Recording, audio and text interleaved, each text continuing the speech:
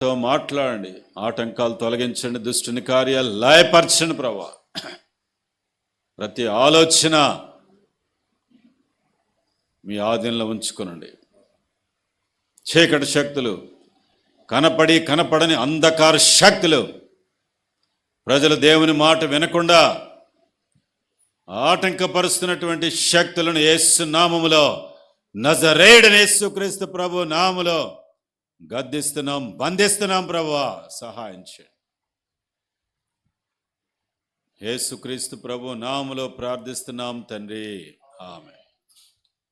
రండి,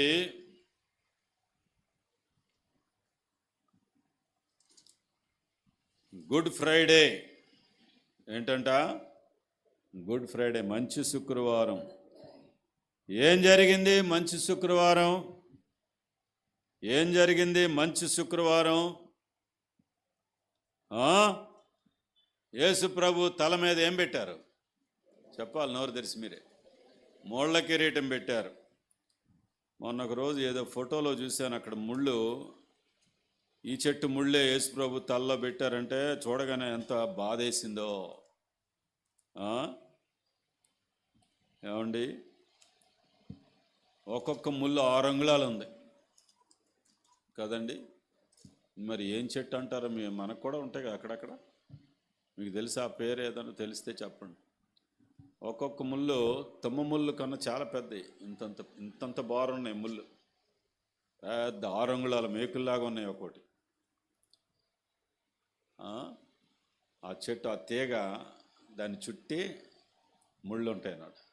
ఆ ముళ్ళ కిరీటం పెట్టాడు. యూదుల రాజా శుభము, రాజు అని చెప్పుకొని తిరిగావుగా ఏంటి చెప్పండి. రాజుని, నేను రాజుని, యూదారాజుని, యూదులకు రాజుని అని చెప్పుకుని ఆయన చెప్పాడా? జ్ఞానులు అడిగారు, యూదులకు రాజుగా పుట్టినవాడు ఎక్కడున్నాడు? జ్ఞానులు కాబట్టి వాళ్ళ కళ్ళకి అర్థమైంది, వాళ్ళ హృదయానికి అర్థం.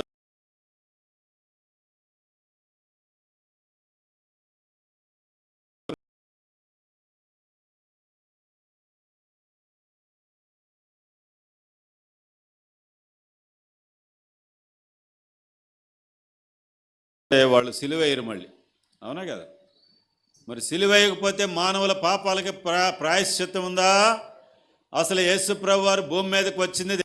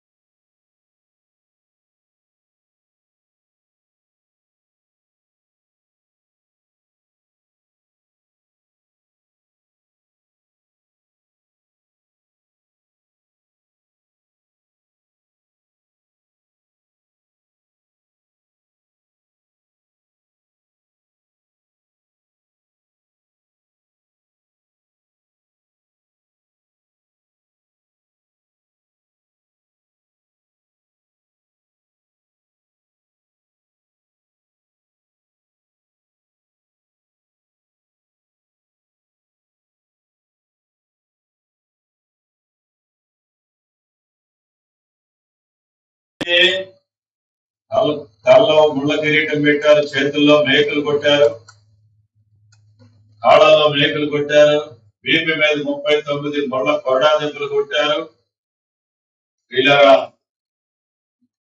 రుద్దారు, వెనక నుంచి తన్నారు, ముందు నుంచి నవ్వారు. నేను తన్నితే ఎవరో చెప్పు.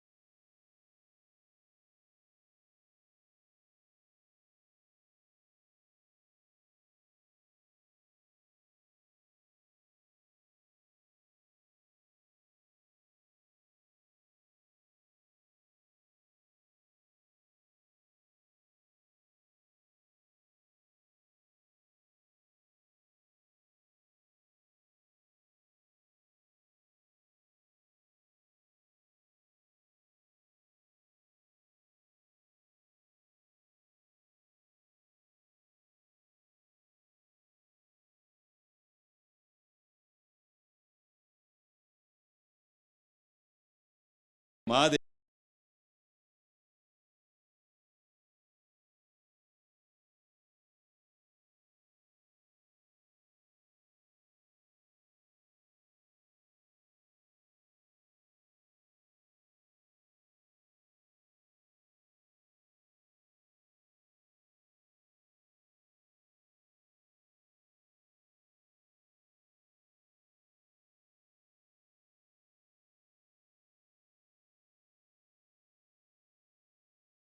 జాగ్రత్తగా వినండి.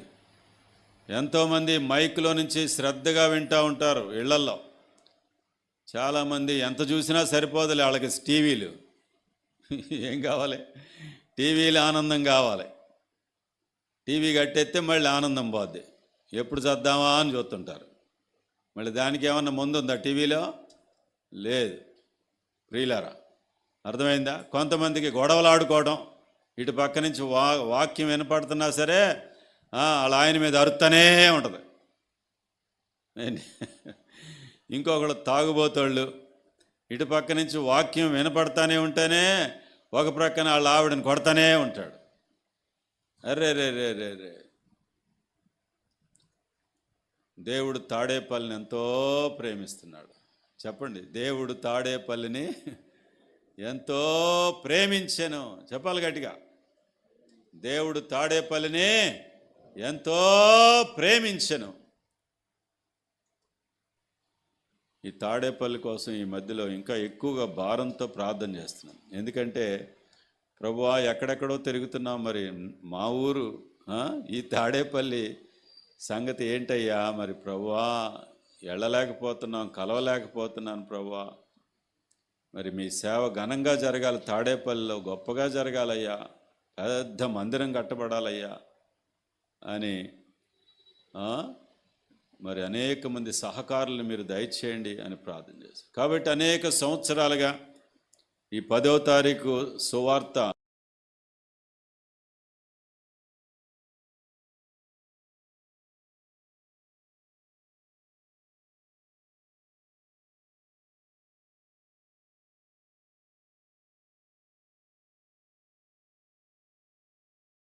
వింటానే ఉంటారు. 10 సంవత్సరాలు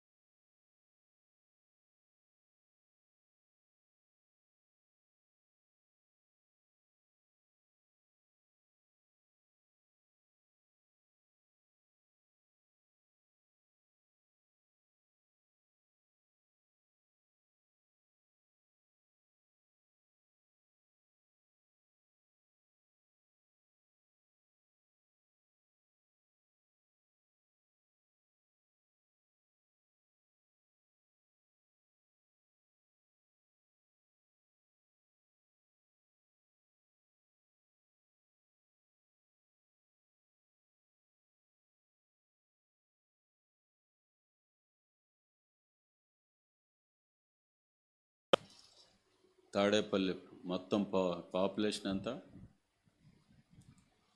మండలం కాకుండా టౌన్.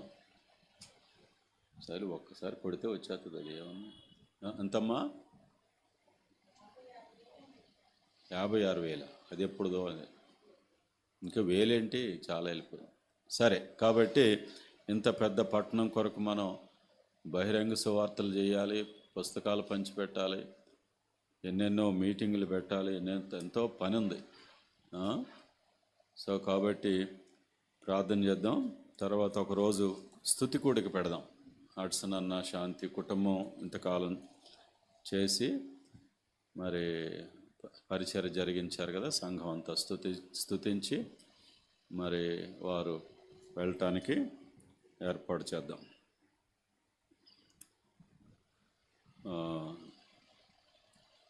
సరే. ప్రేమగల మా ప్రభువా, కృపగల తండ్రి, పరిశుద్ధుడైన దేవా, మరి మా సహోదరుడు హడ్సన్, శాంతి వారి కుటుంబం మరి 6 సంవత్సరాలు ఇక్కడ ఉంచి సంఘాన్ని ప్రేమించి ప్రభువా, పగలనక రాత్రనక వ్యాధుల్లో, బాధల్లో, మరణాల్లో ప్రభువా మంచి సమరేడు వలె సేవ జరిగించినందుకు మీకు వందనాలు. మా పితరుడైన బర్నబా వలె మీరు వాడుకున్నారు, మీకు వందనాలు, స్తోత్రాలు చెల్లించుకుంటున్నాం. మీ చిత్తమైతే ఒకరోజు కృతజ్ఞత కూడికి పెట్టుకొని మరి ప్రభువా మేము సంతోషంతో పంపించడానికి సహాయం చేయండి. స్తోత్రాలు. మా ప్రభువా, మరి మా సహోదరుడు రవి నాయన వచ్చి ప్రభువా మరి సంఘాన్ని బలపరచడానికి, ప్రభువా మరి ప్రార్థన చేయడానికి, ప్లాన్ చేయడానికి ప్రభువా మీ కృపను అనుగ్రహించి అనేక మందిని దర్శించడానికి, కొత్త వారిని, పాత వారిని ప్రభువా మీ కృపను మెండుగా దయచేసి నడిపించమని ప్రార్థిస్తున్నాం. మీకే వందనాలు, స్తోత్రాలు. మీ చిత్తానుసారమైన సమయంలో మీరు ఒక సంపూర్ణ సేవకుని కుటుంబాన్ని మీరు అనుగ్రహించి మహిమ తెచ్చుకుంటారని నమ్మిస్తూ తెంచుకుంటున్నాం.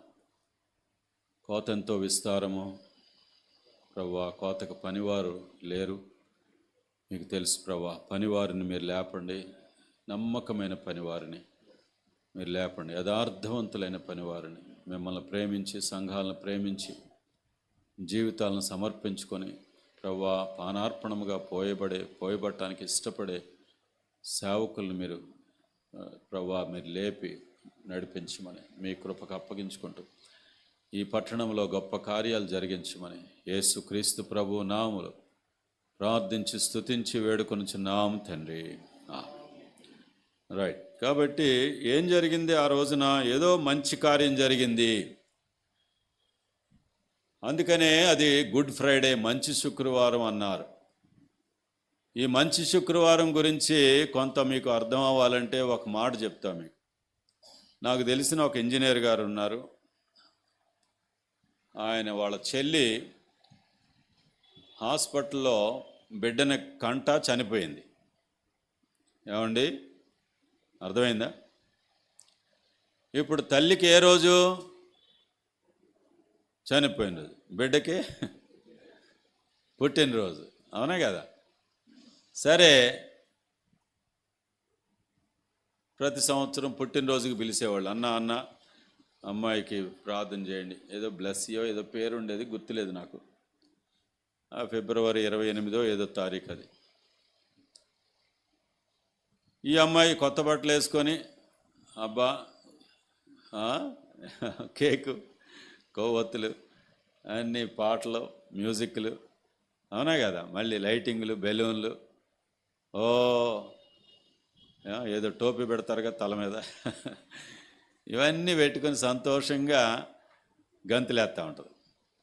లోపలికి వెళ్ళి ఒక గదిలో వాళ్ళ ఇంట్లో వాళ్ళు 3-4 ఏడుస్తూ ఉంటారు. ఎందుకు చెప్పండి?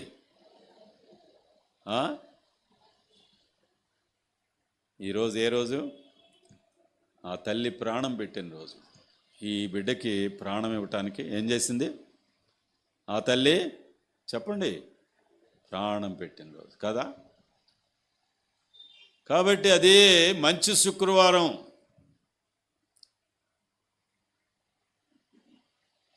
యేసుక్రీస్తు ప్రభువారు మరణించి నిన్ను నన్ను బ్రతికించడానికి మార్గం ఏర్పాటు చేసిన దినము. లోక పాపములను మోసుకొని పోవు దేవుని గొర్రె. లోక పాపాలన్నిటికీ సరిపోను రక్తము చిందించి మరణించి సమాధిలో పెట్టబడి తిరిగి లేచిన దినము. ప్రభు అయిన యేసుక్రీస్తు వారు ప్రాణం పెట్టిన రోజు మనకి నిత్యజీవము పొందటానికి ఒక గొప్ప ఏర్పాటు జరిగినటువంటి రోజు. పరలోకానికి ఒక మార్గము ఏర్పడిన రోజు, ఒక ద్వారము తెరవబడిన రోజు. ప్రియులారా,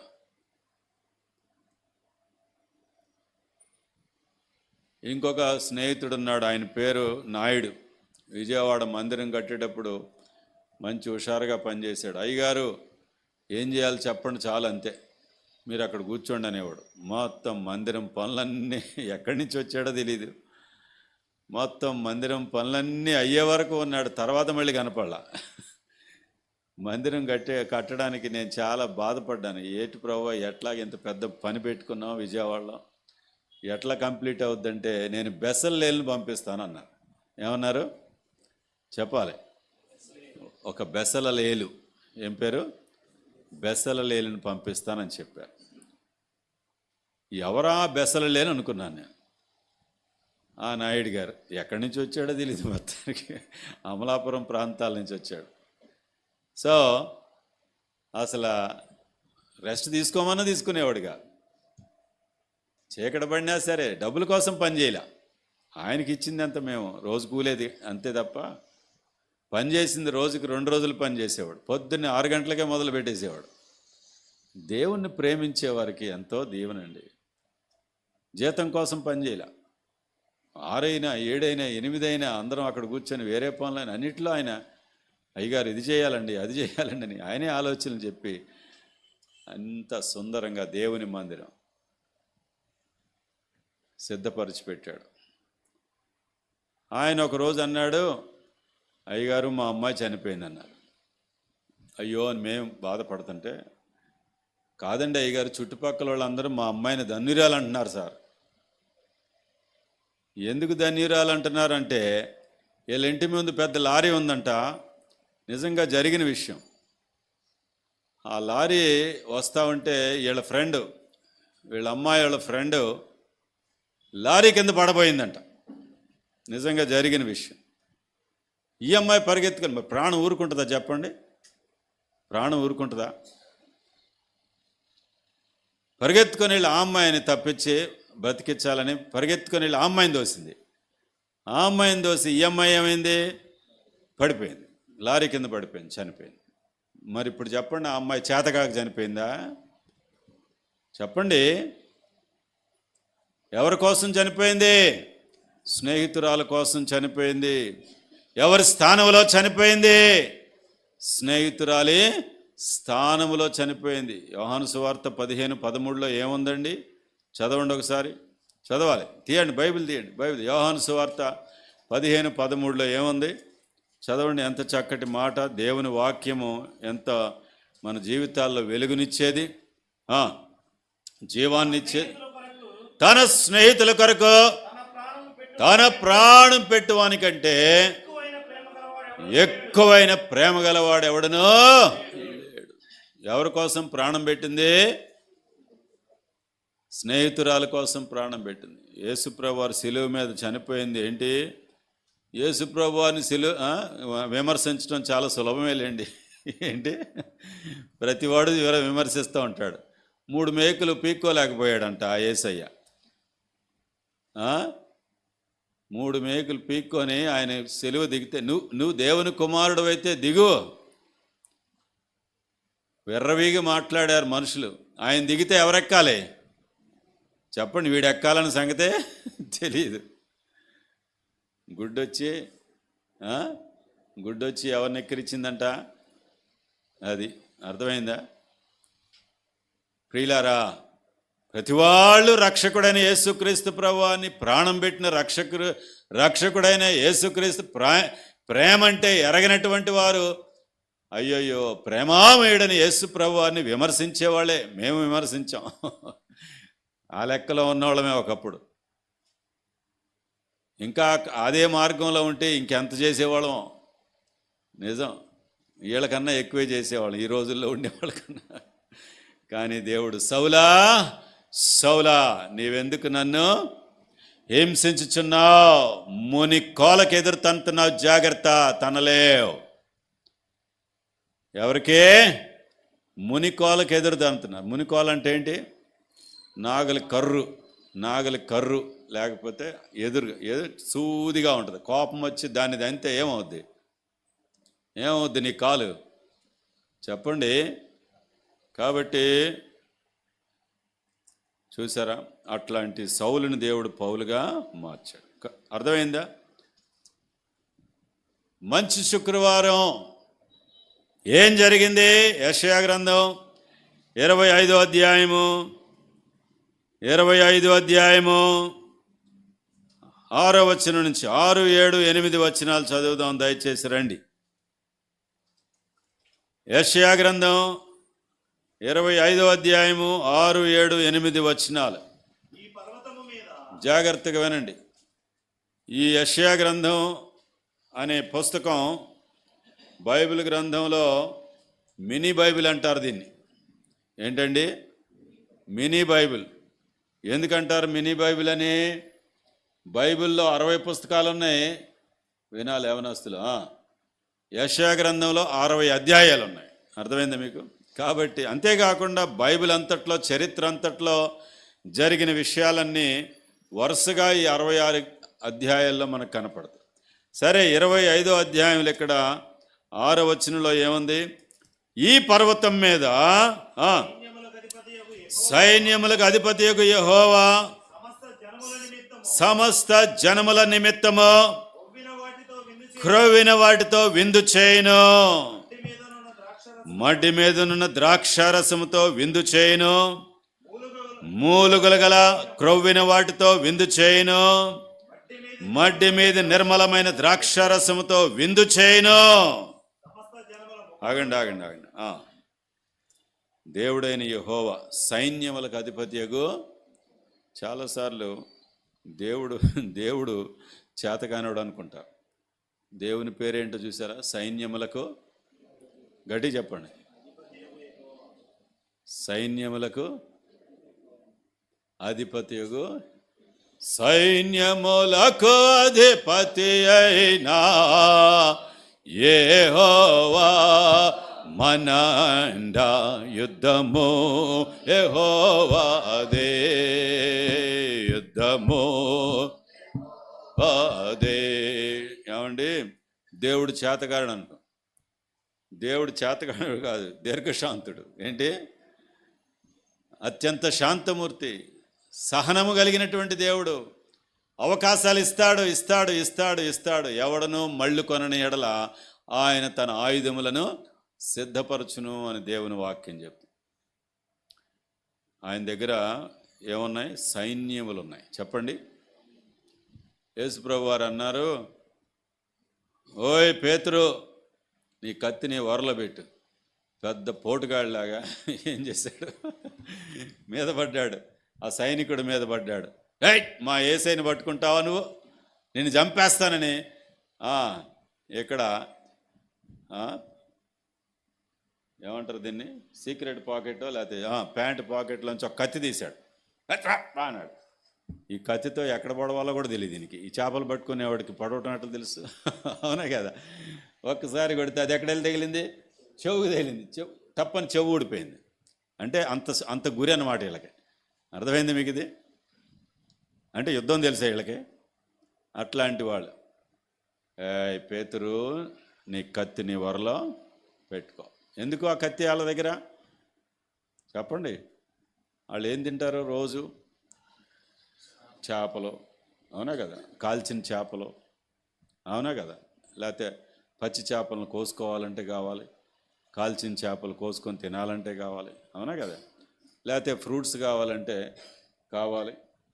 వాళ్ళ దగ్గర ఒక చిన్న చాకు, ఇలా పెద్ద టీము 13 మంది టీము, మరి చిన్న చాకు లేకపోతే ఎట్లా? మేము ట్రైన్ ఎక్కేటప్పుడు అన్నిటితో పాటు చాకు పెట్టుకుంటాం.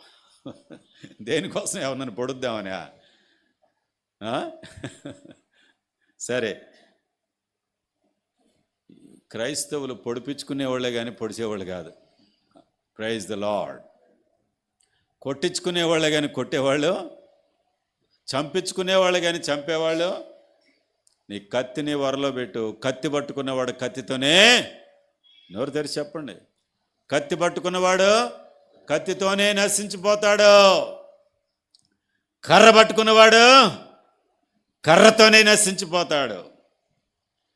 ఏమండి, ఒక అమ్మమ్మ, తులసమ్మ, ఈ ఊర్లో అందరికీ తెలుసులేండి, మెల్లెంపూడిలో ఉండేది.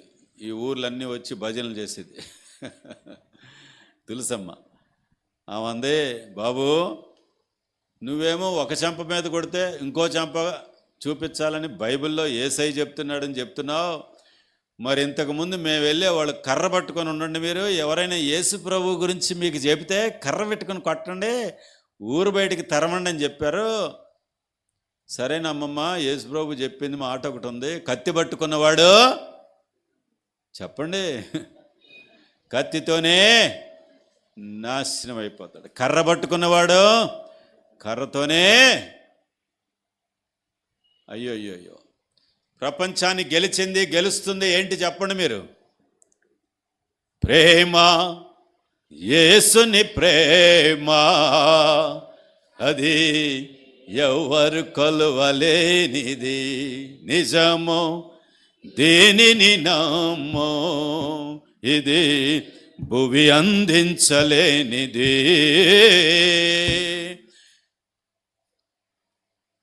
నెపోలియన్ బోనాపార్టే, ఏం పేరండి? నెపోలియన్ బోనాపార్టే అనే ప్రపంచాన్ని గెలిచినటువంటి ఒక చక్రవర్తి అన్నాడు, నేను కత్తితో ప్రపంచాన్ని గెలిచాను, అలెగ్జాండర్ నెపోలియన్ నెబుకద్నెజర్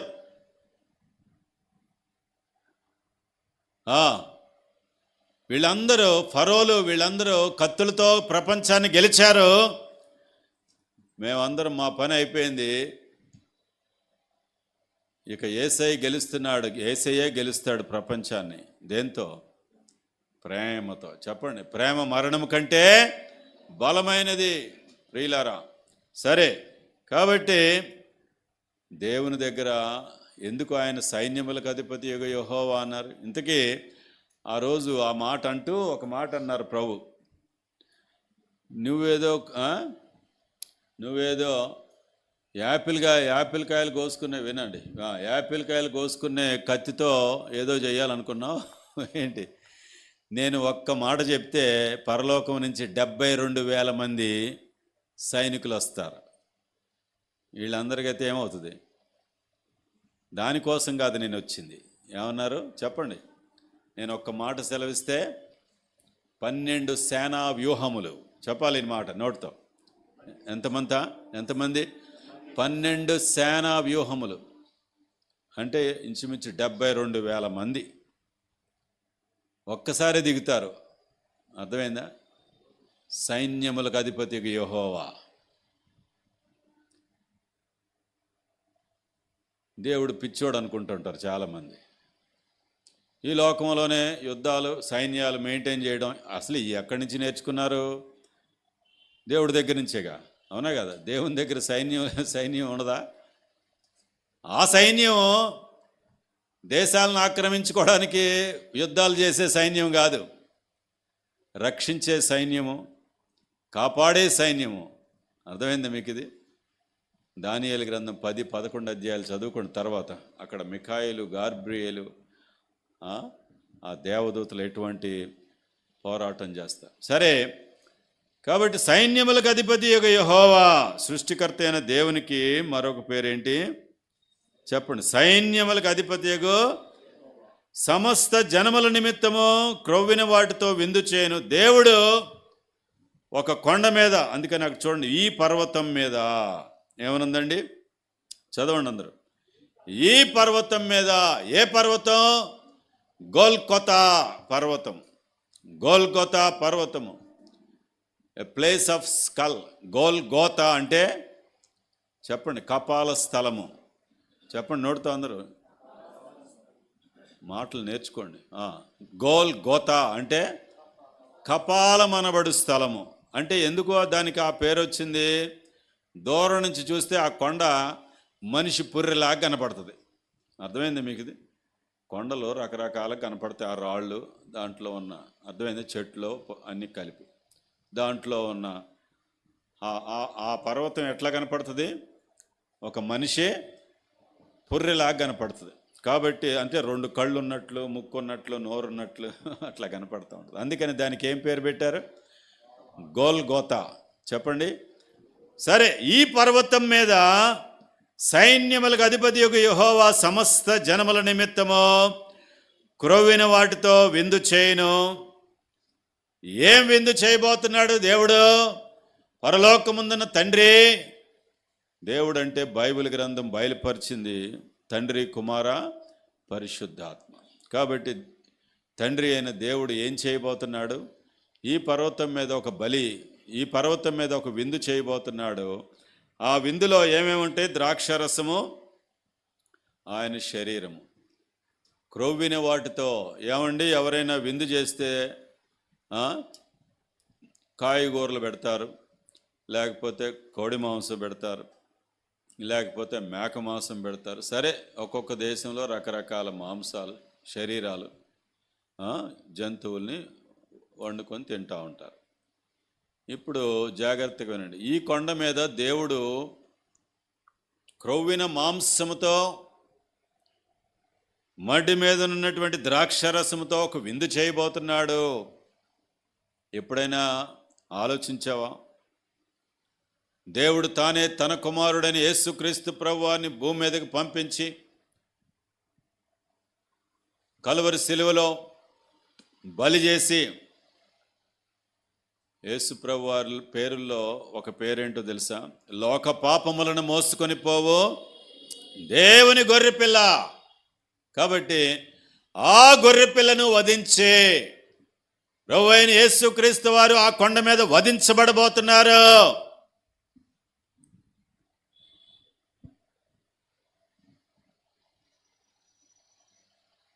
పాపులమైన మన మీద ధనాశ్చర్య ఘన ప్రేమ కుమ్మరించెను మన ప్రభువు, కృతజ్ఞత చెల్లింతుము. కుమ్మరించెను మన ప్రభువు, కృతజ్ఞత చెల్లింతుము. అమూల్య రక్తము ద్వారా రక్షణ పొందిన జనులా. కాబట్టి ఆ కొండ మీద జరిగినటువంటి గొప్ప విందు ఏంటది? యేసుక్రీస్తు ప్రభువారే నీ కొరకు ప్రాణం పెట్టారు. గొర్రెపిల్లగా తన శరీరాన్ని ఇచ్చారు, రక్తాన్ని ఇచ్చారు. చూసారా? ఆ విందుకు పిలుస్తా ఉన్నారు.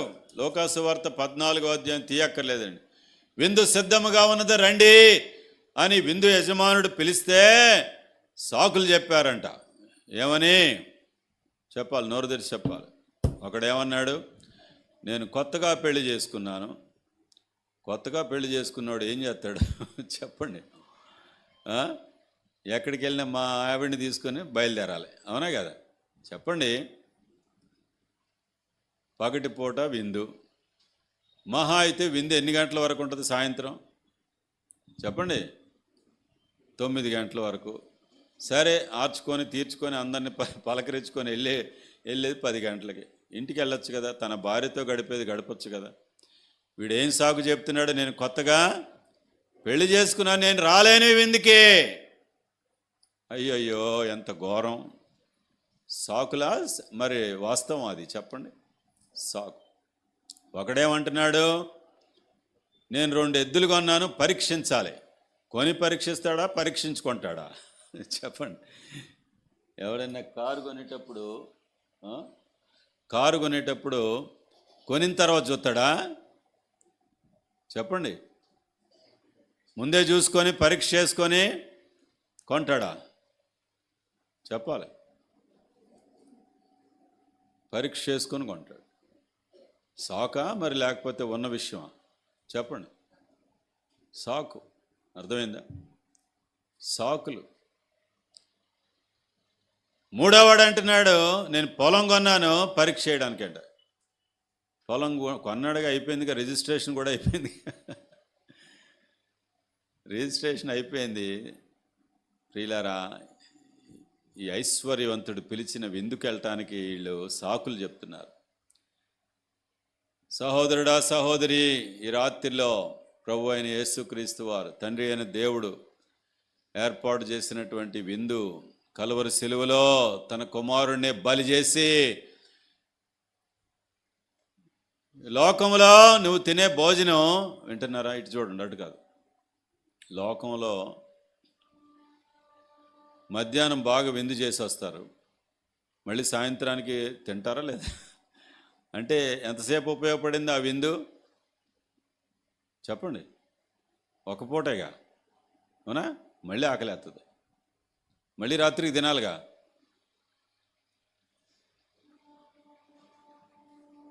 నేనిచ్చు నీళ్లు త్రాగువాడు ఇక ఎన్నటికి నీ దప్పికొనడు. యేసుప్రభువు వారు ఏమన్నారు? చెప్పండి నోటితో. నేనిచ్చు నీళ్లు త్రాగువాడు ఎన్నటికి దప్పికొనడు. క్రీస్తు ప్రభు వారి రక్తము, క్రీస్తు ప్రభు వారి శరీరము, క్రీస్తు ప్రభు వారి ఆత్మను పానం చేసిన వాడికి ఇక ఈ లోకంలో దాహం లేదు, పాప దాహము లేదు ప్రియులారా. కాబట్టి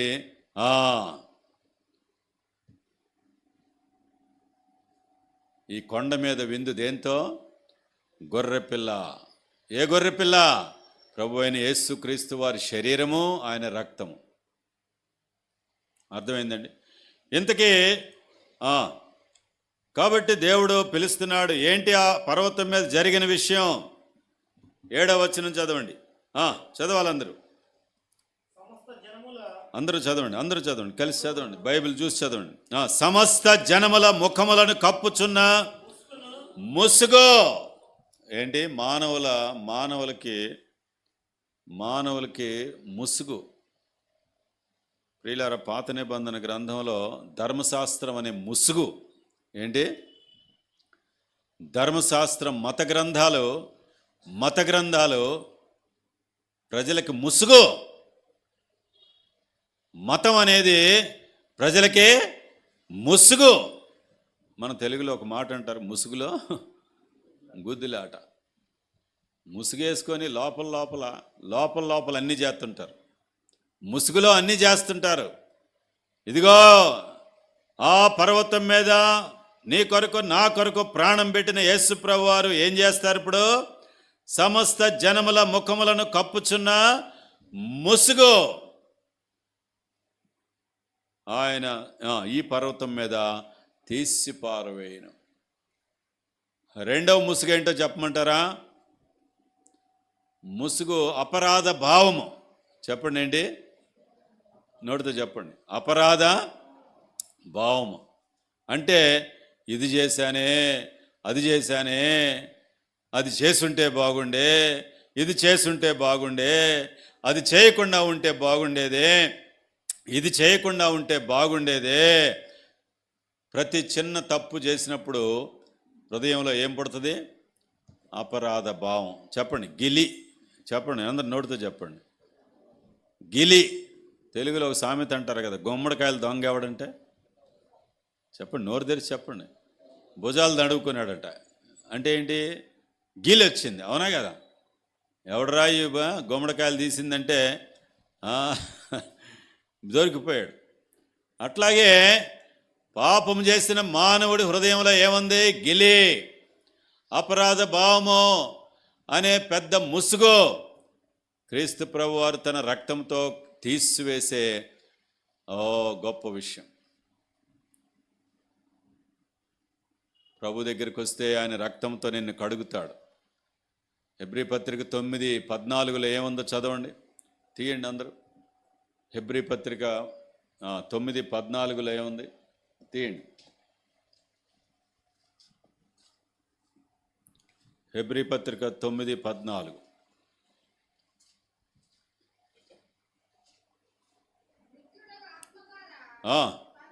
నిత్యుడగు ఆత్మ ద్వారా తన్ను తాను దేవునికి అప్పగించుకున్నటువంటి నిర్దోషిగా అప్పగించుకున్న క్రీస్తు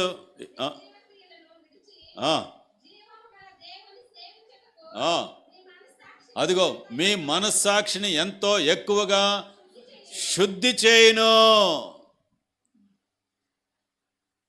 ఈ గిల్టీనెస్, ఈ గిల్ అనేది ఎక్కడ? మనస్సాక్షి. దేంట్లో పనిచేస్తుంది? మనస్సాక్షిలో. కాబట్టి ఈ గిలిని తుడిచివేసేది ఏంటి ప్రియులారా? పాపాన్ని, పాపపు అపరాధ భావాన్ని, అపరాధ భావాన్ని తుడిచివేసేది ప్రభు అయిన యేసుక్రీస్తు వారి రక్తము. యేసు రక్తము ప్రతి పాపము నుండి మనలను పవిత్రులుగా చేయును. అర్థమైందండి? మళ్ళీ చదవండి ఇక్కడ. సమస్త జనముల ముఖములను కప్పుచున్న ముసుగును ఈ పర్వతం మీద ఆయన తీసివేయును. అర్థమైందా మీకు? 8వ వచనం చూడండి.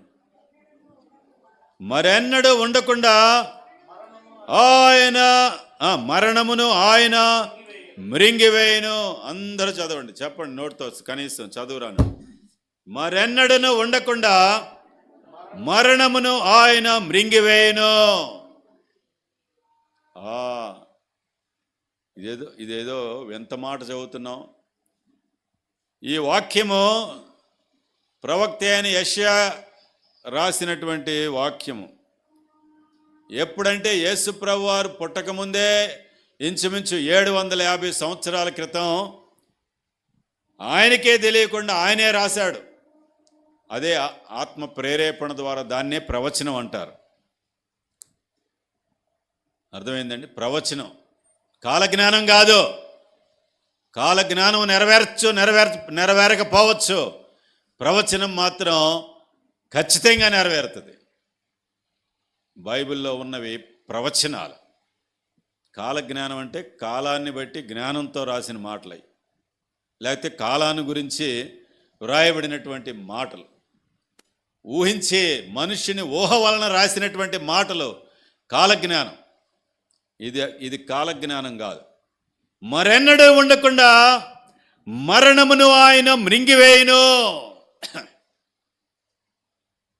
ఎక్కడైనా విన్నారా మరణాన్ని మింగేసేది ఎవరు?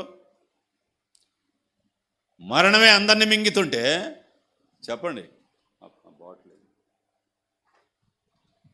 అర్థమైందా మీకు ఇది? చెప్పండి. మరణమే, నోరు తెరవండి, మరణమే అందరినీ మింగుతుంది. ఈ మరణాన్ని మింగేవాడు ఎవడు? ఇదిగో ప్రవక్త అయిన యెషయా ద్వారా దేవుడు పలికించిన మాటలు. యేసు ప్రభు వారు పుట్టకముందే, ఎన్ని సంవత్సరాల ముందు? 750 సంవత్సరాల ముందు. మీకు సందేహం ఉన్నవాళ్ళు ఈ రోజుల్లో ఏది కావాలన్నా ఏ తల్లిని అడుగుతున్నారు చెప్పండి? గూగుల్ తల్లిని అడుగుతారు కదా. ఆ గూగుల్ తల్లిని అడగండి, who is this prophet Isaiah? ఈ ప్రవక్త అయిన యెషయా ఎవరో? తెలుగులో కూడా ఉన్నాయి ఈ రోజుల్లో. ఈ ప్రవక్త అయిన యెషయా ఎవరో, ఏ కాలం వాడు అని అడగండి. బైబిల్ మీద మీకు నమ్మకం లేకపోతే గూగుల్ మీదే నమ్మకం ఎక్కువ ఉంటే అడగండి. ప్రియులారా, ఎప్పుడు ప్రవక్తినా? క్రీస్తు పూర్వము 700, ఇంచుమించు 700 చిల్లరే కాలం నాటివాడు. యేసు ప్రభు వారు పుట్టకముందే. అర్థమైందా? అది కాబట్టి మరెన్నడూ ఉండకుండా చదవండి. మరణమును ఆయన మృంగివేయును. ఈ మాట ఈ రాత్రి సమయంలో అర్థం అవ్వాలి. యేసుప్రభు వారు బైబిల్ చెప్తుంది ఏం మింగారంట? మరణమును మృంగివేసెను. ఎందుకని మరణాన్ని మింగవలసిన అవసరం వచ్చింది? ఇదే అందరినీ మింగుతుంది, అవునా కదా? పాపం వలన వచ్చి జీతము మరణము. ప్రియులారా,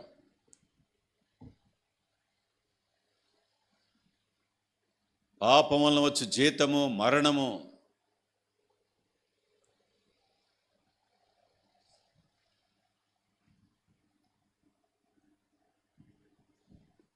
మరెన్నడూ ఉండకుండా ఆయన మరణమును మృంగివేయును. నేను మీకు అర్థం అవటానికి ఒక మాట చెప్తా, రైట్? ఎవరన్నా ముగ్గురు రండి, రండి. ఎవరన్నా ముగ్గురు రండి. సరే, పిల్లలు వస్తున్నారులే. ఇక్కడ నుంచోండి. ఒక ఆయన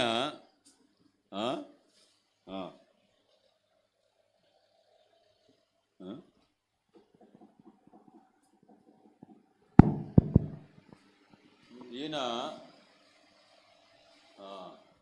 లేకపోతే ఈ జైకర్ అని ఆయన ఈ అభినయ్ దగ్గర ₹1,00,000 తీసుకున్నాడు. ఏంటి, కూతురు పెళ్ళో, నాన్న ఐసీలో ఉన్నాడో ఏదో, అర్థమైందా? ప్రాణం మీదకి వచ్చింది. ఎంత తీసుకున్నాడు చెప్పండి? ఊరకనే ఇస్తాడా? ఏం రాపించుకున్నాడు? బాండ్ కాదు, నోటు రాపించుకున్నాడు. నెలకి ₹20 అంటే వడ్డీ. ఓరి నాయనో! విజయవాడ వెళ్ళండి, మార్కెట్లో రైతు బజార్లో ఎంత వడ్డీకి ఇస్తారు అడగండి. ఎప్పుడో విన్నది ₹25 వడ్డీ. జలగల్లాగా పీడించుకొని తినటానికి ఏంటి? సరే, ₹25 అడిగాడు. అది కాదులే అన్న, ₹10 తీసుకో, ₹5 తీసుకో, ₹3 తీసుకో అంటే ఇక్కడ ఏం చెట్లకు కాస్తున్నాయి డబ్బులు అని చెప్పి మొత్తానికి ₹20 ఒప్పించాడు. సరే అన్న, ముందు అర్జెంటుగా డబ్బులు మా నాన్న చచ్చిపోతాడు అని చెప్పి తీసుకెళ్ళి కట్టుకున్నాడు. ఇక నెలకు ఎంత కడుతున్నాడు? చెప్పండి వడ్డీ? ఇప్పుడే చెప్పాను కానీ ₹20 అంటే ఎంత కట్టాలి? నెలకి ఎంత కట్టాలి? 20,000 కట్టాలి, అవునా కదా? మేము చూసాం, అట్లాంటి వాళ్ళని చూసాము. కొన్ని చోట్ల ₹5, ₹10 వడ్డీలు కూడా కట్టాం. అర్థమైందా? సరే, నెలకి ₹20 కడుతున్నాడు. ఒక 20 సంవత్సరాలు కట్టించుకున్నాడు. ఎంత అయింది చెప్పాలి? లెక్కలు రానివాళ్ళ కూర్చుంటున్నారు మీరు. అబ్బా, నేను లెక్కలు రానివాళ్ళ. నెలకి 20 అయితే ఎంత? సంవత్సరానికి 12, 20, 2,40,000 అవునా? 20 సంవత్సరాలకి ఎంత బ్రదర్ చెప్పండి మీరే? ఎంత? 48 లక్షలు తిన్నాడు.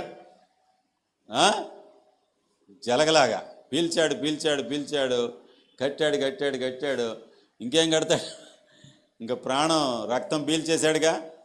ఇక వీడికి కట్టలేక మెల్లగా కృష్ణానది చూసుకున్నాడు. ఏంటి, మెల్లగా ప్రయాణం చేసి వెళ్తున్నాడు. నిజమే, వెళ్తుంటే ఏడ్చుకుంటా దిగులుగా వెళ్తున్నాడు. ఎందుకని? దూకుదామని. అర్థమైందా? మా స్టోరీలన్నీ అట్లాంటివేలండి, రైట్? ఏంటన్నా బాధపడుతున్నావు? ఏంటి ఈరోజు నీ ముఖం బాగలేదు, సంతోషంగా లేదే అని ఒక ఆయన ఎదురయ్యాడు. ఇది నిజంగానే జరిగింది. మీది కాదులే, మందే. బకింగ్హామ్ కెనాల్ ఉందా? మద్రాసు కాలువ పక్కనే ఉందిగా. ఈ మద్రాసు కాలువకి వెళ్తున్నాడు ఒక ఆయన, ప్రవీణ్ అని, దూకడానికి. స్టూడెంట్, కోఎల్యూ స్టూడెంటే. ఎదురయ్యాడు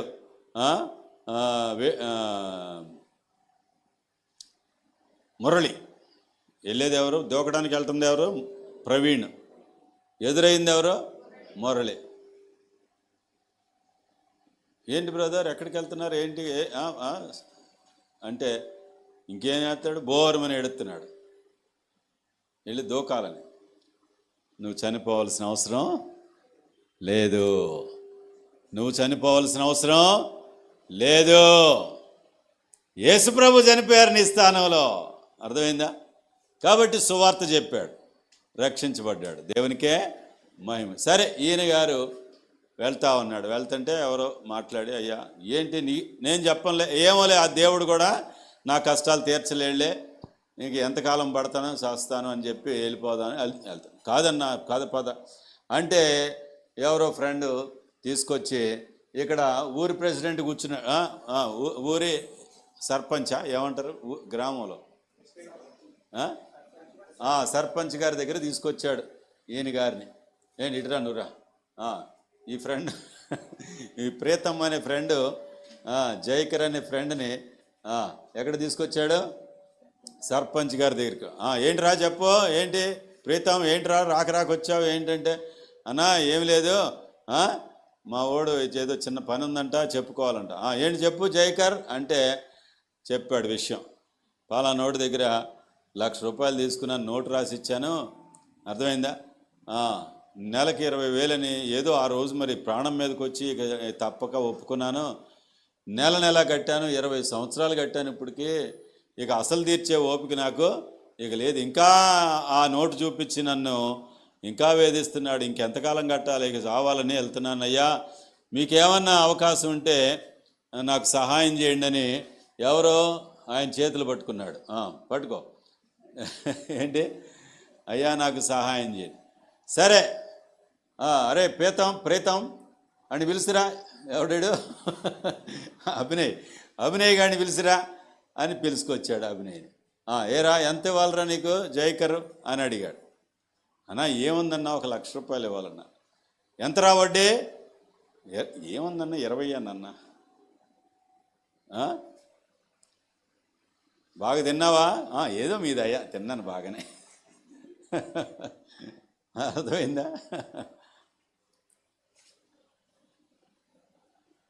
ఇంకా ఎంత ఇవ్వలేడు, ఇంకా ₹1,00,000, 20 సంవత్సరాల నుంచి 48 లక్షలు తిన్నావంట, ఇంకా ఎంత ఇవ్వాలంటే ఇంకా ₹1,00,000 ఇవ్వాలని. ఏంటి రుజువు ఏంటంటే తీశాడు జేబులోంచి చిన్న కాగితం, ఏంటిది చిన్న కాగితం తీశాడు, ఏంటది నోట్, అర్థమైందా మీకు? నోటు తీసి చూపించాడు. సరే చదివి ఇప్పుడు ఏం చేశాడు, చిన్న కాగితం ఇచ్చాడు, చిన్న కాగితం, సరే చిన్న సరే ఈ నోటు చదివాడు, పలానా ఆయన ఇచ్చాడు, అర్థమైందా?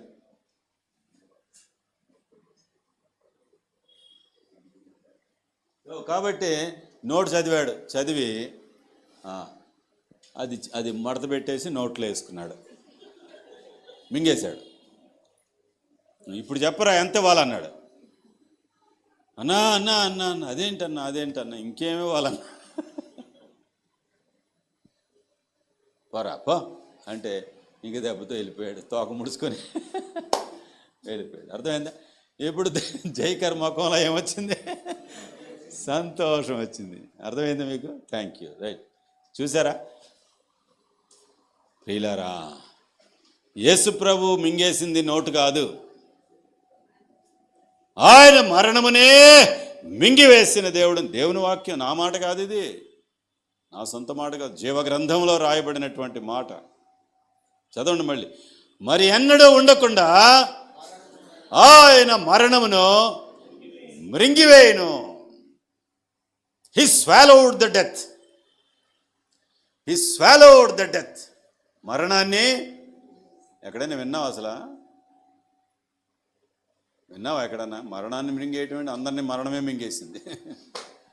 మరణాన్ని మింగేస్తారు అన్నోళ్ళు కూడా మరణమే మింగేసింది. కానీ మరణాన్ని మరణంతోనే జయించి మరణం లేని మృత్యుంజయుడిగా తిరిగి లేచారు యేసు ప్రభువారు. చూసారా? కాబట్టి మరెన్నడూ ఉండకుండా ఆయన మరణమును మృంగివేయును. ఆ తర్వాత ఏం మాట ఉంది? ఇక ముగించుకుందాం వాళ్ళండి, 2 మాటలే. అదిగో ప్రభు అయిన యెహోవా ప్రతివాని ముఖం మీది బాష్ప బిందువులను తుడిచివేయును. ఈ రాత్రి సమయంలో ఎంత శుభవార్త! యేసుక్రీస్తు ప్రభువారు సిలువలో మరణించి సమాధిలో పెట్టబడి తిరిగి లేవటం ద్వారా ఇదిగో దేవుడు చేయాలనుకుంటుంది ఏంటో తెలుసా? ప్రతివాని ముఖము మీది బాష్ప బిందువులను తుడిచివేయును. ప్రియులారా, ఒక భక్తుడు అంటున్నాడు, నా కన్నీళ్లే నా పానం. ఏమంటున్నాడు? నా కన్నీళ్లే. ఏమండి బాగున్నారంటే, ఏం బాగులేండి, రోజు మా కన్నీళ్లే మాకు పానం అయిపోతున్నాయి. ఏమంటారు చెప్పండి? ఏడుపులు, చెప్పుకోలేని బాధలు కాదా? చెప్పండి, చెప్పుకోలేని బాధలు. మా అమ్మ బాధ ఎవరికి చెప్పుకోలేక కొత్తూరులో మా ఇల్లు వెనకనమాట. ముందు సుబ్బారెడ్డి గారు, పక్కనే నరసారెడ్డి గారు, వెనక మేము ఉండేవాళ్ళం. ఇక అక్కడి నుంచి బయలుదేరింది, పక్కనే అంజీకోటు పక్కనే రైల్వే పట్టాలు ఉన్నాయిగా, ఇక చచ్చిపోదామని. నేను అప్పుడు ఏదో ఉయ్యాల్లో ఉన్న పిల్లోడిని,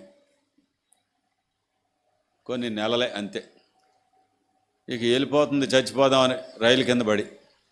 అర్థమైందా? ఎందుకో మొత్తానికి కుయ్యి అని ఏడ్చినట్లు శబ్దం వచ్చిందంట, నేను ఏడ్చినట్లు. మళ్ళీ పాపం తట్టుకోలేక మళ్ళీ వెనక్కి వచ్చేసింది.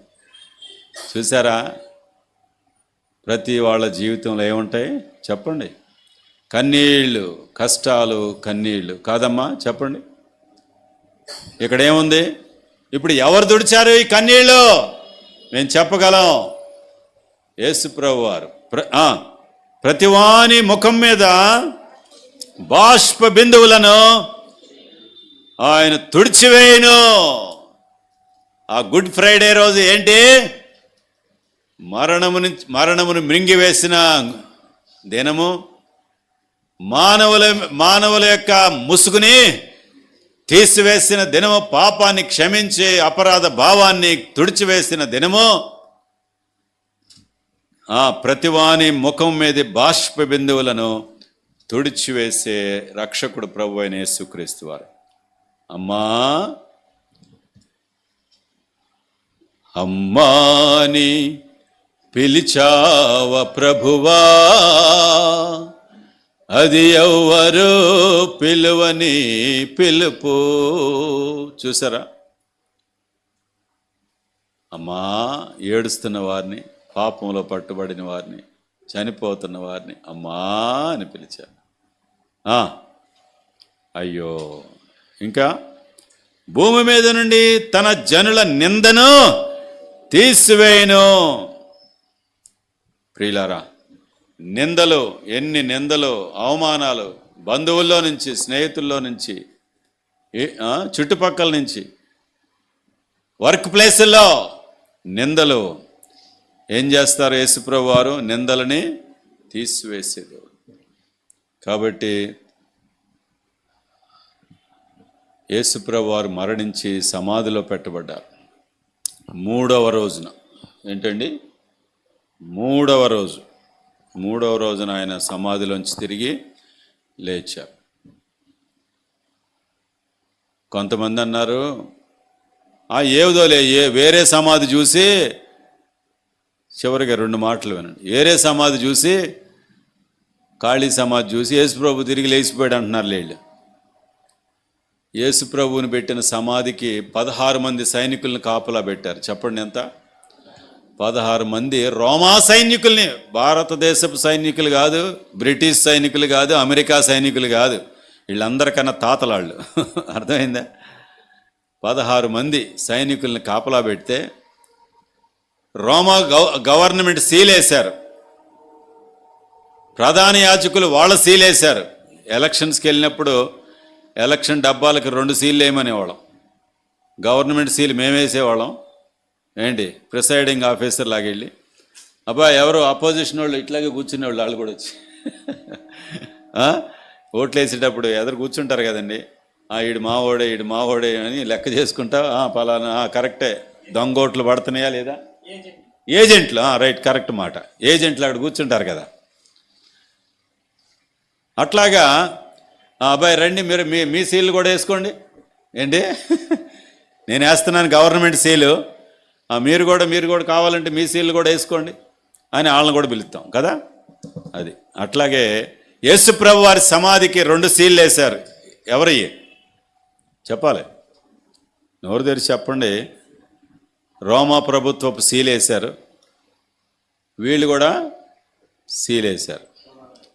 ముద్రను గెల్చిన జయయేసు, ముద్రయే ఓడెను జయయేసు. మీరు ఒక మాట చెప్తాను వినండి. ఎవడన్నా వెళ్ళి, ఇందాక చెప్పాను కదా, గవర్నమెంట్ సీలు ఓడగొట్టాడని ఊరుకుంటారా? వాడికి అయితే ఏమవుద్ది ఇక చెప్పండి. అంత ధైర్యం ఎవరికైనా ఉందా అసలు? Government seal. ఈ రైల్వే వాళ్ళు భోగిలకి సీలు వేస్తుంటారు. మా అన్నయ్య ఎక్కడికి వెళ్ళి వచ్చామంటే సీలు వేసి వచ్చానని వాడు. ఏంటి పార్సిల్ భోగిలకి సీలు వేసి వచ్చాను. ఆ సీలు ఎవడన్నా ఇప్పాడంటే ఊరుకోరు. అర్థమైందా? అది గవర్నమెంట్ సీలు. ప్రియులారా, ఆగునియా యేసు ప్రభు మీద సీళ్ళు? ఆగుతాయా? ఏ సీలు ఆపగలదు? సీళ్ళు ఎగిరిపోయి 16 మంది డామ్మని కింద పడ్డారు. పరార్. ఒకసారి కుంచినపల్లిలో బాంబులు వేస్తుంటే గన్నులు పట్టుకొని కాపాడడానికి సెక్యూరిటీకి వచ్చారు పోలీసులు, వాళ్ళు కూడా పరిగెత్తారు. అర్థమైందా మీకు? కుంచినపల్లిలో బాంబులు వేసుకుంటుంటే పోలీసులు కూడా పరిగెత్తారు, పారిపోయారు. వాళ్ళకి భయం వేసి మా మీద వేసేస్తారు. అట్లాగే ఈ 16 మంది పరార్. వాళ్ళకి ఏం జరిగిందో తెలియదు. భూకంపం వచ్చింది, అమ్మో చచ్చిపోతామేమని అనుకొని. ప్రియులారా, ఏడ్రా యేసు ప్రభు సమాధి వదిలిపెట్టి ఇటు వచ్చారేంట్రా అంటే, అమ్మో యేసు ప్రభు వారు తిరిగి లేచిపోయారు. చచ్చుమొకాలారే, ఆ మాట చెప్పబాకండి. మేమందరం నిద్రపోతున్నాం, శిష్యులు వచ్చి యేసు ప్రభు వారిని తీసుకెళ్లారని చెప్పమన్నారు. అమ్మో మేము నిద్రపోతున్నామంటే, సార్ మా ఉద్యోగాలు పోతాయి సార్. మీ ఉద్యోగాల సంగతి మేము చూసుకుంటాం, ఎవరికి ఎంత ఇవ్వాలో మేము ఇచ్చుకుంటాం, మేము చెప్పిన అబద్ధం చెప్పండి రా అంటే సరే అని. ఏమన్నారు వీళ్ళు 16 మంది? ఇప్పుడు మేము నిద్రపోతుండగా చెప్పండి శిష్యులు వచ్చి ఎత్తుకుపోయారండి. ఏమండి, ఈ స్టేట్మెంట్ ఏ కోర్టులో వేస్తారో వేయండి. మీరు మంగళగిరి కోర్టులో వేస్తారో, గుంటూరు కోర్టులో వేస్తారో, హైదరాబాద్ కోర్టులో వేస్తారో, అమరావతి కోర్టులో వేస్తారో, న్యూఢిల్లీలో సుప్రీం కోర్టులో వేస్తారో, ఏ స్టేట్మెంటు చెప్పండి. మేమందరము నిద్రించుచుండగా శిష్యులు వచ్చి ఆయనను ఎత్తుకొని పోయారు. మత్తయి సువార్త 27వ అధ్యాయంలో మనం చూస్తాం. ఎత్తుకొని పోయారు. 28వ అధ్యాయం. అర్థమైందా? గెలుస్తుందా కేసు? ఎందుకు గెలవదు? ఏమంటాడు తెలుసా లాయరు? యువర్ ఆనర్, వీళ్ళు 16 మంది ఒక ఖచ్చితమైన స్టేట్మెంట్ ఇచ్చారు. ఆనర్, మేమందరము నిద్రపోవచ్చున్నాము అన్నారు. యువర్ ఆనర్, మేమందరము నిద్రపోవచ్చుండగా శిష్యులు వచ్చారు అన్నారు. యువర్ ఆనర్, ఎవరు చూశారు యువర్ ఆనర్ అన్నాడు. వీళ్ళందరూ ఏం చెప్తున్నారు? 16 మంది నిద్రపోయామని వాళ్ళే చెప్తున్నారు కదా. మరి శిష్యులు వచ్చారని చెప్తున్నారు కదా, ఎవరు చూశారు? అబద్ధమా నిజం? అప్పుడు అర్థమైందా? 16 మంది నిద్రపోతున్నాం అన్నారు, మరి శిష్యులు వచ్చామన్నారు. శిష్యులు ఏమన్నా కత్తులు పట్టుకొని తిరిగేవాళ్ళ? అర్థమైందా? అందరూ ప్రాణాలు పెట్టిన వాళ్ళే. చెప్పాలంటే టైం సరిపోదు, కానీ అందరూ చచ్చిపోయిన వాళ్ళు, కానీ అందరూ ఎవరు చంపిన వాళ్ళు కాదు. అట్లాంటి శిష్యులు. ప్రియులారా, అంటే వాళ్ళు చెప్పిన అబద్ధం అతుకుతుందా, అతకట్లేదా? అతకనే అబద్ధం. చెప్పిన అబద్ధం కూడా ఏమవలా? మరి దేన్ని బలపరుస్తుంది? సత్యాన్ని. వాళ్ళు చెప్పిన అబద్ధం కూడా దేన్ని బలపరుస్తుంది చెప్పండి? సత్యాన్ని బలపరుస్తుంది. దేవునికే మహిమ కలుగును గాక.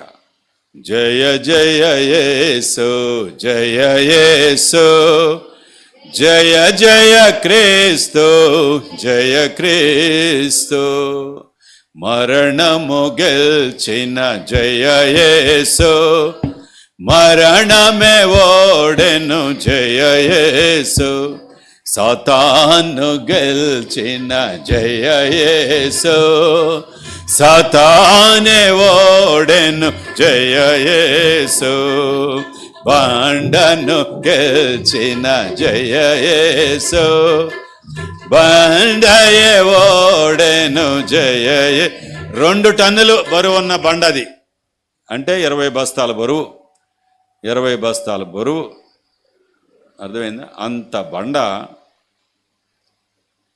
దానికి అదే పొర్లిపోయింది. అర్థమైందండి? ముద్రను గెల్చిన జయ యేసు, ముద్రయే ఓడెను జయ యేసు, ముద్రను గెల్చిన యేసు, ముద్రయే ఓడెను జయ యేసు, కావలి గెల్చిన సో, కావలే ఓడెను జయ యేసు, కావలి గెల్చిన జయ యేసు, కావలే ఓడెను యేసు, జయ జయ యేసు, జయ యేసు, జయ జయ క్రీస్తు, క్రీస్తు. Praise the Lord. అర్థమైందండి? కాబట్టి యేసుక్రీస్తు ప్రభు వారు సమాధిని గెలిచి తిరిగి లేచారు. యేసు ప్రభువుని తీసుకెళ్ళి ఎక్కడన్నా పాతి పెట్టారేమోనంటే పట్టుకోలేరా? గంటలో పట్టుకుంటారు. 2000 సంవత్సరాల క్రితం నుంచి ఎవరైనా చెప్పగలిగారా? ప్రియులారా, యేసు ప్రభు అంట ఇంకొకళ్ళు చెప్పేది ఏంటో తెలుసా? యేసు ప్రభు శిలువలో చనిపోలేదు, ఆయన స్పృహ పడిపోతే తీసుకొని మళ్ళీ సమాధిలో పెడితే మెల్లగా కోలుకున్నాళ్ళే అంటున్నారు. ఏంటి?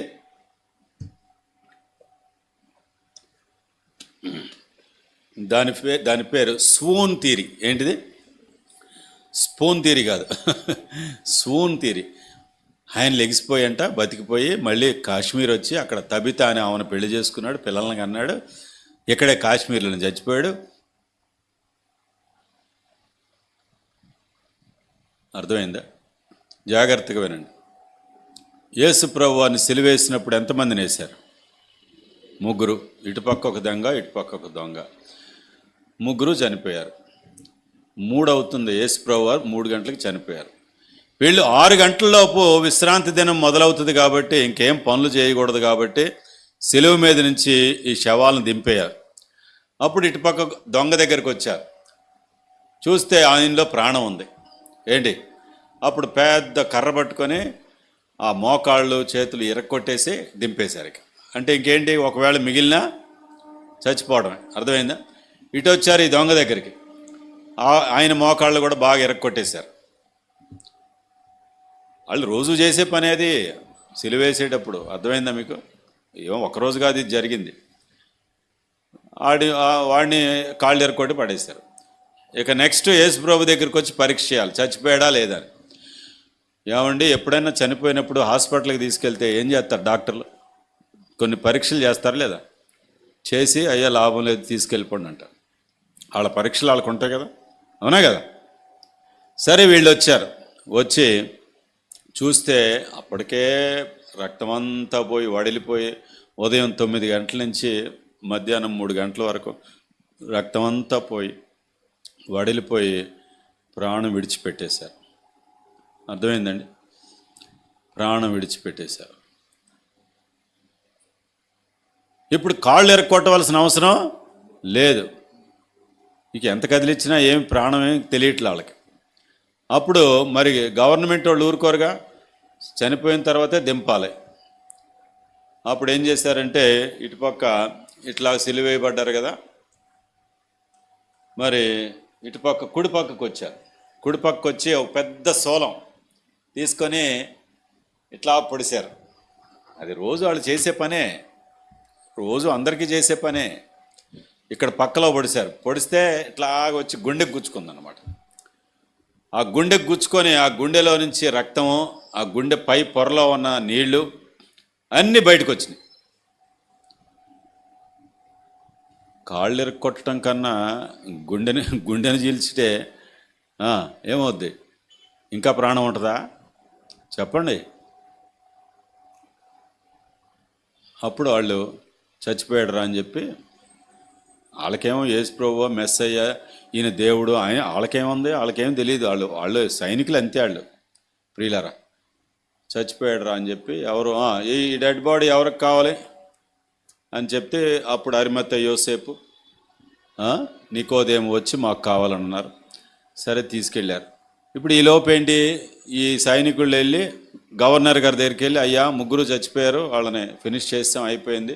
అయ్యో ఆయన కూడా ఇప్పుడే చనిపోయినా. ఇక పిలాతు ఏం సర్టిఫికేట్ ఇచ్చాడు? డెత్ సర్టిఫికేట్ తెచ్చుకోవాలిగా. మరి మన అందరికి అలవాటేగా, అవునాగా. చనిపోయినప్పుడు ఏం సర్టిఫికేట్ తెచ్చుకుంటారు? Death certificate తెచ్చుకోవాలిగా.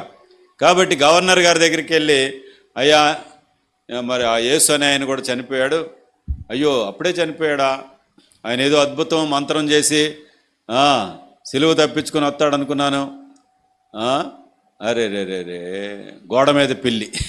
వీడెవడో ఈ గవర్నరు గోడ మీద పెళ్ళి. యేసయ్య కావాలి మాకు, లోకం కావాలి. యేసయ్య కావాలి, లోకం కావాలి అనుకుని అట్లాంటి వాడు చివరికి నష్టపోయాడు ప్రియుల. సరే, కాబట్టి గవర్నర్ సర్టిఫై చేశారు.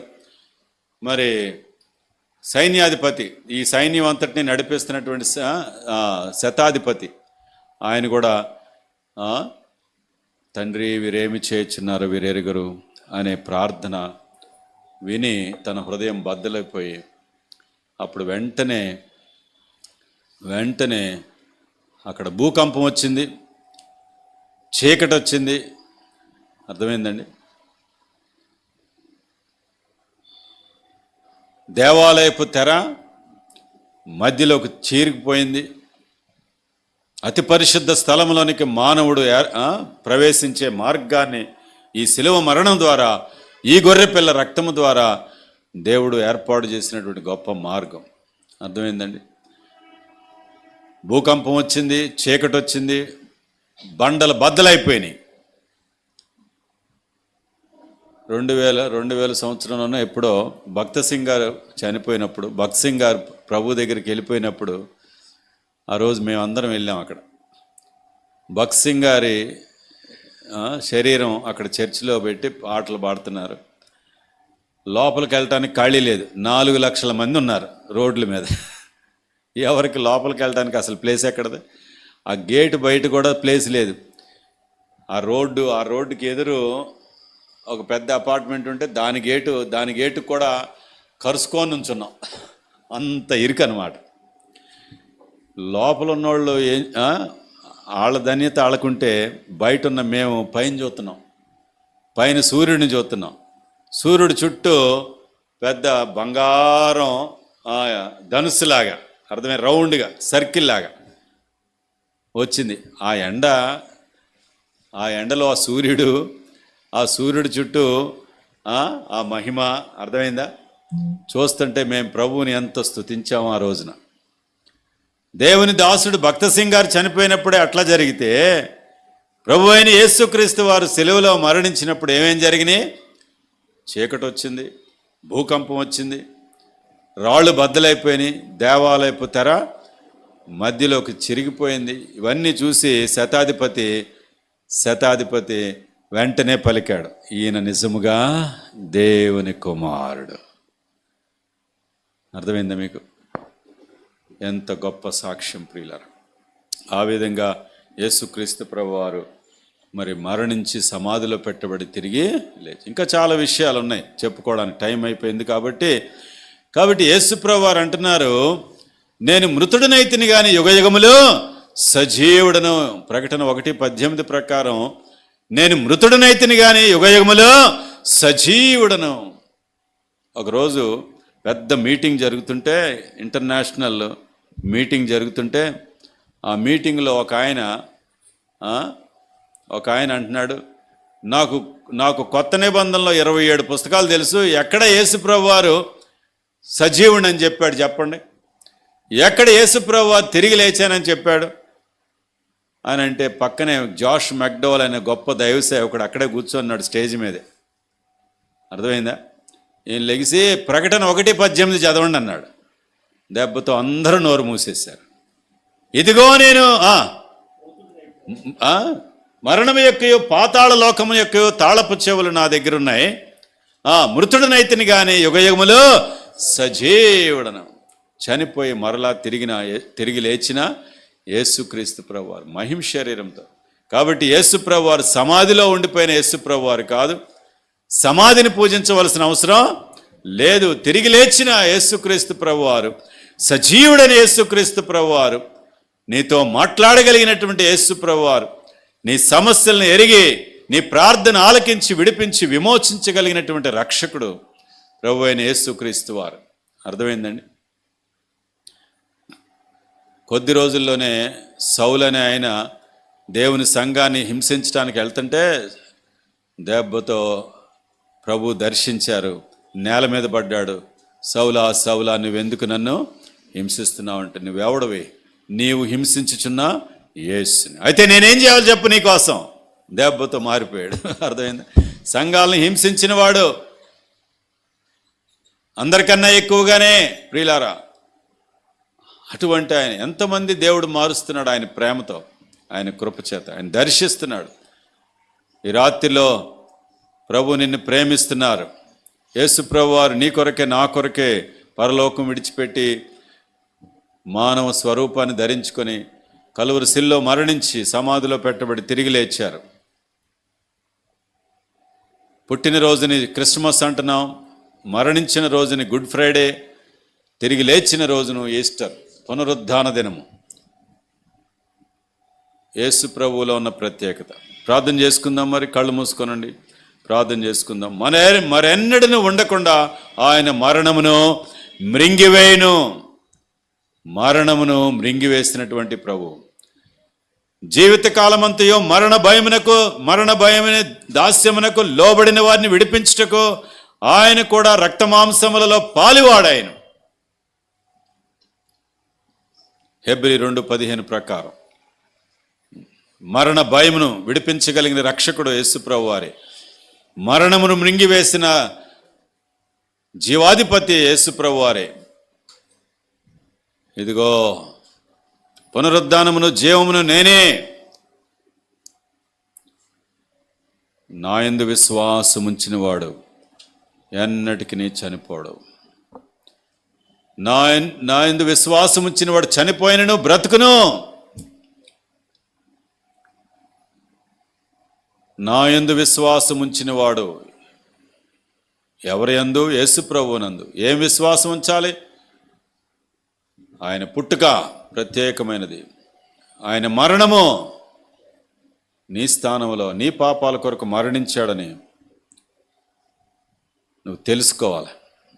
యేసు ప్రభు వారు తిరిగి లేచారని ఎన్నో రుజువులు ఉన్నాయి.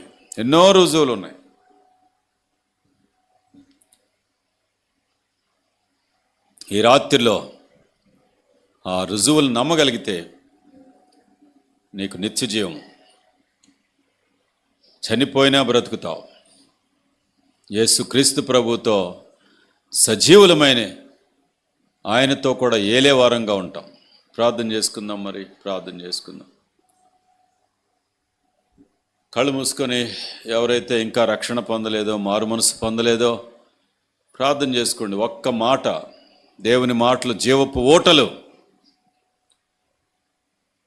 దేవుని మాటలను వింటే ఇక నెమ్మదిగా ఉండలేవు. అది నిన్ను రక్షించేది, విడిపించేది, విమోచించే దేవుని మాటలు. ప్రార్థన చేసుకో సహోదరి సహోదరుడా. ఈ రాత్రిలో ప్రభువా, నీవు ఏ పాపం లేని పరిశుద్ధుడవు. ప్రభువా, నేనైతే పాపిని, నా కోసమే కదా ప్రభువా మీరు మరణించింది, సమాధిలో పెట్టబడింది.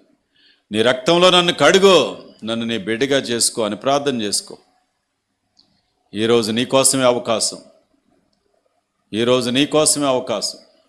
42 సంవత్సరాల క్రితం ప్రభు నాకు ఇచ్చారు అవకాశం. ఆ రోజు అవకాశాన్ని నేను ఉపయోగించుకున్నాను. ఈరోజు ఈ అవకాశాన్ని నువ్వు ఉపయోగించుకోవాలి. యేసు ప్రభు అబద్ధికుడా? నిన్ను అబద్ధాల్లోంచి విడిపించే రక్షకుడు.